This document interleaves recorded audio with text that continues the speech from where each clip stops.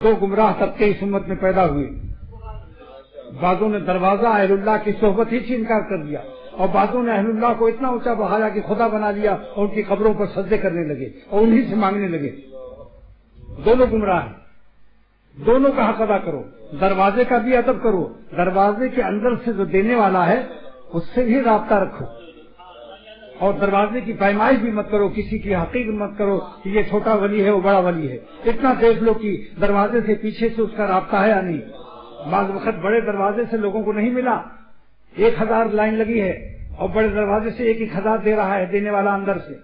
ایک آدمی خاص تھا، اس کا بہت پیارا دوست، اس کو دیکھیے انگلی میری یوں اشارہ کیا، چھوٹی کھڑکی کی طرف آ جاؤ۔ چھوٹی کھڑکی، دروازہ چھوٹا، پیمائش میں رہتے تو محروم رہتے، دروازے کی پیمائش مت کرو۔ یہ دیکھو اس کا کنیکشن، رابطہ کتنا اللہ تعالیٰ سے ہے، اس کا تعلق کتنا اللہ سے قوی ہے، لہذا اس چھوٹی کھڑکی پر اس کو 1 لاکھ روپیہ دے دیا اس نے۔ دروازے ناپتے رہو۔ یہ ہیں تو بزرگ مگر صاحب ویسے نہیں، فلانے جیسے، پہلے جیسے نہیں ہیں۔ جو زندہ حکیم ہیں ان سے علاج کرو، نہیں تو مر جاؤ گے۔